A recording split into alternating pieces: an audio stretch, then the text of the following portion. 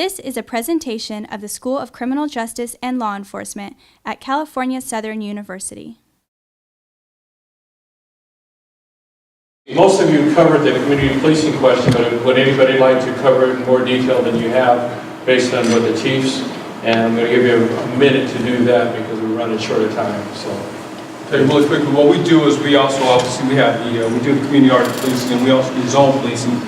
And so as you rotate, what we do is we rotate every 6 months, and as you rotate, you stay with the zone, and then you get to know your zone captains. We have zone captains, building captains, things like that. You get to know these people. So if you worked in a municipality, that would be somewhere like where you know shopkeepers and things of that nature. Well, by being on campus, we have things like, I don't know, it could be the social science areas, it could be the history department, it could be athletics, but you get to know those people and their problems, and whether it could be anything from speeding, from issues that they're having with graffiti, vandalism, whatever the issue is, so that way you can go out there and once you know these people, you build those relationships with them, they can trust you, and it also goes back into the building up with our community organizations as well. So things like that is what I think is important for what we try to do here in UCF. Yes, with community policing, I think it's several of the chiefs, I know Chief Ahan mentioned it, and some of the other executive members of the panel. This becomes more of a cultural thing within the organization. I believe you get it in the academy, but then you also want to continuously instill on it. I know hearing the Irvine management and command staff talking about the fact that whether you're going to the first type of an assignment after patrol, whether it be a street level unit, detectives, gangs, narcotics, wherever, what we do at the Santa Ana Police Department is that we provide, or we ask of that during the testing process as well. So we implement community policing in all aspects so that it's not something that's new, it's not something that has just developed because either the management or somebody has come down upon us. It's something that's been instilled from the academy all the way on and having that understanding. And the big difference is, what I just recently noticed in some of our officers when I personally have asked them what their thoughts of it is, they refer to it more as just showing that professionalism. And I looked at them and I said, that should be every day. That's a professionalism's every day. But to really have that long-term solution aspect and approach on finding whatever the issue is, but the long-term solution.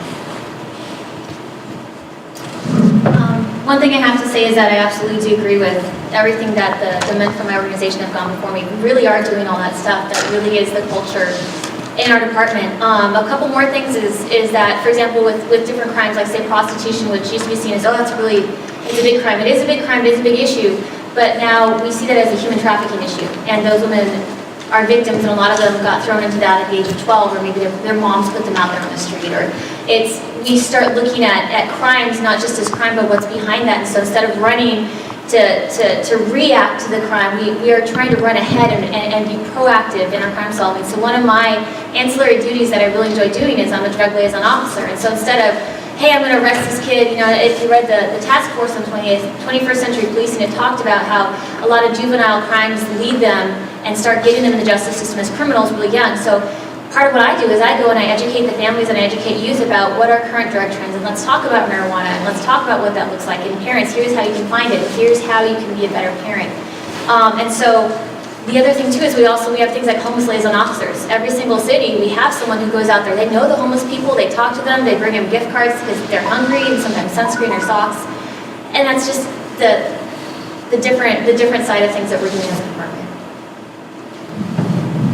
Community-oriented policing, I think, it's a commonsensical for the benefits to the community, and I think there's a positive side that sometimes goes without any recognition, and that's probably the positive effects that it has on the police officers who are actually doing it. So if you have enforcement teams and most of their contacts are negative, you look at your average, say, traffic officer, they're going to write ticket after ticket. That's their job. That's what they're supposed to do. We joke that you kind of have to get rid of your heart before you do that position.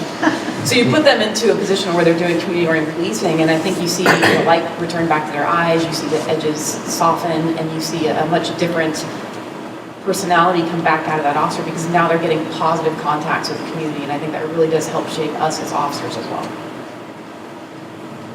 Beat your time. Got it down. Well, Lindsay, I want to dovetail what Lindsay said. There is a portion of negativity to this job, unfortunately.